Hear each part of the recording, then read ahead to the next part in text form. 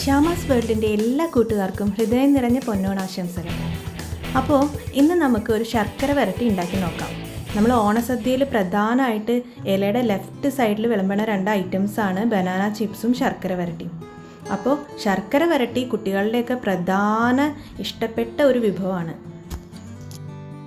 ഈ കൊറോണ കാലത്ത് നമ്മൾ വീട്ടിൽ തന്നെ ഉണ്ടാക്കി നോക്കുന്നതാണ് നല്ലത്. അപ്പോൾ അത് കുറച്ച് പാടാണ്. ബനാന ചിപ്സ് ഉണ്ടാക്കണ അത്ര എളുപ്പമല്ല ഈ ശർക്കര വരട്ടി ഉണ്ടാക്കി എടുക്കുക എന്നുള്ളത്. എന്നാലും നമുക്ക് അത് നല്ല രീതിയിൽ എങ്ങനെ ഉണ്ടാക്കുക എന്നുള്ളത് കണ്ടു നോക്കാം. അമ്മയാണ് ഇന്ന് നമുക്ക് സ്പെഷ്യൽ ശർക്കര വരട്ടി ഉണ്ടാക്കി തരുന്നത്. നമുക്കിവിടെ നല്ല ഫ്രഷ് പച്ച നേന്ത്രക്കായ കിട്ടിയിട്ടുണ്ട്. ഇതിൻ്റെ തൊലി കളഞ്ഞിട്ട് നമുക്ക് മഞ്ഞൾപ്പൊടി വെള്ളത്തിൽ ഇട്ട് വയ്ക്കാം. അപ്പോൾ തൊലി കളയുക എന്നുള്ളത് എങ്ങനെയാണെന്ന് നോക്കാം നമുക്ക്.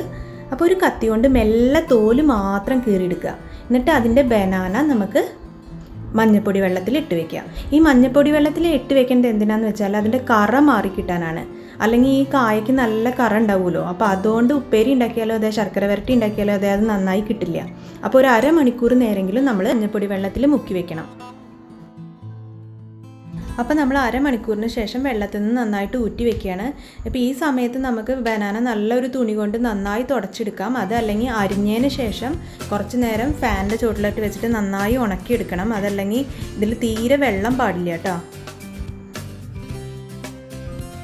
അപ്പോൾ ഈ ഒരു സൈസിൽ വേണം നമ്മൾ അരിഞ്ഞെടുക്കാൻ. നല്ല കട്ടി കുറയാൻ പാടില്ല. അത്യാവശ്യം കട്ടിയിൽ വേണം അരിയാൻ. എന്നാൽ നല്ല കട്ടിയും പാടില്ല. അപ്പോൾ ഇതിൽ കാണിക്കുന്നില്ലേ. അപ്പോൾ ഈ ഒരു കട്ടിയിൽ വേണം അരിഞ്ഞെടുക്കാൻ. ഇതാണ് ഇതിൻ്റെ പെർഫെക്റ്റ് ഷേപ്പ്. അതല്ലെങ്കിൽ നല്ല കട്ടി കൂടിക്കഴിഞ്ഞാലും അത് വേവാനും പ്രയാസമാണ്. നല്ല കട്ടി കുറഞ്ഞാൽ കരിയാനും പ്രശ്നമാണ്. അതുകൊണ്ട് ഇങ്ങനെ തന്നെ അരിയാൻ ശ്രമിക്കുക.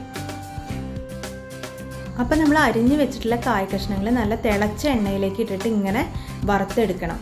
അപ്പോൾ അതിങ്ങനെ ഇളക്കിക്കൊണ്ടേയിരിക്കണം.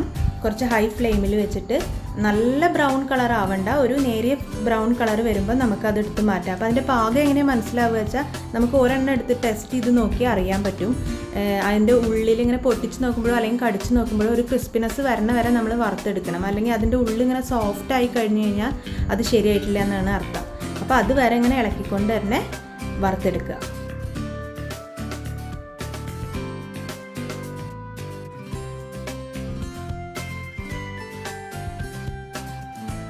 ഇവിടെ കായ നല്ല പെർഫെക്റ്റ് രീതിയിൽ തന്നെ വറുത്ത് വന്നിട്ടുണ്ട്.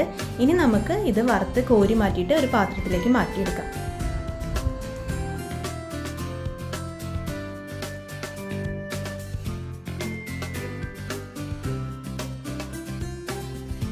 ഈ വറുത്ത് വെച്ച് കായയിലേക്ക് മിക്സ് ചെയ്യാനുള്ള കുറച്ച് ഇൻഗ്രീഡിയൻസ് ആവശ്യമാണ്. അപ്പോൾ അതിന് മെയിനായിട്ടും പഞ്ചസാരയും ചുക്കും കൂടി പൊടിച്ചെടുത്തതാണ് ഇതിൽ കാണുന്നത്. പിന്നെ ഒരു 2-3 ഏലക്കായ പൊടിച്ചെടുത്തത്, പിന്നെ കുറച്ച് ജീരകം വറുത്ത് പൊടിച്ചത്. പിന്നെ നമുക്ക് ആവശ്യം ശർക്കര പാവ് കാച്ചിയതാണ്. ഇവിടെ നമ്മൾ ഏകദേശം ഒരു 9 ശർക്കരയോളം എടുത്തിട്ടുണ്ട്. അത് നമ്മുടെ മധുരത്തിനനുസരിച്ചിട്ട് കുറച്ച് കൂട്ടോ കുറയ്ക്കുകയൊക്കെ ആവാം. ഏകദേശം ഈ ഒരു കായ്ക്കുള്ള അളവിനനുസരിച്ച് 9 ശർക്കര നമ്മളിവിടെ എടുത്തിട്ടുണ്ട്.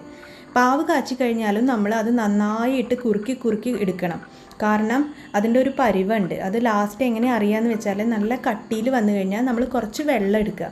ആ വെള്ളത്തിലേക്ക് ഈ ശർക്കരപ്പാനി ഒന്ന് ഒറ്റിച്ചു നോക്കുമ്പോൾ അതിങ്ങനെ കട്ടിയായിട്ട് ഒരു ബോൾ പോലെ വന്ന് ഈ ഒരു പരുവത്തിൽ ഇങ്ങനെ റൗണ്ട് പോലെ ഇങ്ങനെ വരും. അപ്പോഴാണ് അതിൻ്റെ പാകമായി എന്നുള്ളത് നമുക്ക് മനസ്സിലാവുക. ഇപ്പോൾ ഇതാ നമ്മുടെ ശർക്കരപ്പാവ് റെഡിയായി വന്നിട്ടുണ്ട്. അപ്പോൾ നേരത്തെ നമ്മൾ തയ്യാറാക്കി വെച്ചിട്ടുള്ള ഫ്രൈ ചെയ്തിട്ടുള്ള ഈ ചിപ്സിലേക്കും പിന്നെ നമ്മൾ നേരത്തെ പൊടിച്ച് വെച്ചിട്ടുണ്ടല്ലോ കുറച്ച് പഞ്ചസാരയും ചുക്കും കൂടിയിട്ടും ഏലക്കായും ജീരകവും ഒക്കെ കൂടിയിട്ടുള്ള ഈ സംഭവങ്ങളൊക്കെ കൂടി നന്നായി മിക്സ് ചെയ്യണം. ഈ മിക്സ് ചെയ്യണേലാണ് ഇതിൻ്റെ ടേസ്റ്റ് ഇരിക്കുന്നത്. അപ്പോൾ മിക്സ് ചെയ്യാൻ കുറച്ച് പ്രയാസമാണ്. കാരണം ഇത് ഒരു 2 ആളുണ്ടെങ്കിൽ അത് അത്രയും നല്ലതാണ്. കാരണം ഒരാളും ഇങ്ങനെ ഒഴിച്ചു കൊടുക്കുമ്പോൾ വേറൊരാൾക്ക് നന്നായി മിക്സ് ചെയ്യാൻ പറ്റും. അപ്പോൾ അതിൻ്റെ ഒപ്പം തന്നെ ആദ്യം കുറച്ച് ശർക്കരപ്പാനി ഇങ്ങനെ ഒഴിച്ചു കൊടുക്കുക. പിന്നെ കുറച്ച് ആ പൊടിയിൽ ഏലക്കപ്പൊടിയും ജീരകപ്പൊടിയും പിന്നെ കുറച്ച് പഞ്ചസാരയും ചുക്കും കൂടി പൊടിച്ചതും ഒന്ന് വിതറി കൊടുക്കുക. എന്നിട്ട് വീണ്ടും മിക്സ് ചെയ്യുക. പിന്നെ അടുത്ത ലെയറായിട്ട് വീണ്ടും കുറച്ച് ശർക്കരപ്പാനി ഒഴിക്കുക. അതേപോലെ തന്നെ മറ്റേ പൊടികളൊക്കെ ഒന്നും കൂടി ഇട്ട് മിക്സ് ചെയ്യുക. അങ്ങനെ നന്നായി മിക്സ് ചെയ്തെടുക്കണം.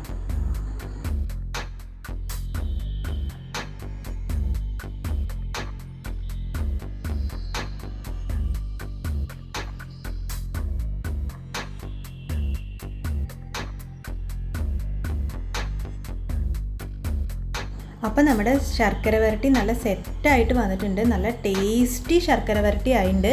അപ്പോൾ എല്ലാവരും ഈ ഓണത്തിന് ഈ റെസിപ്പി വെച്ചിട്ട് ഒന്ന് ട്രൈ ചെയ്ത് നോക്കുക. എന്തായാലും ഉറപ്പായിട്ടും എല്ലാവർക്കും ഇഷ്ടപ്പെടും. കുട്ടികൾക്കും മുതിർന്നവർക്കും ഒക്കെ ഒരുപോലെ ഇഷ്ടപ്പെടുന്നതാണ്.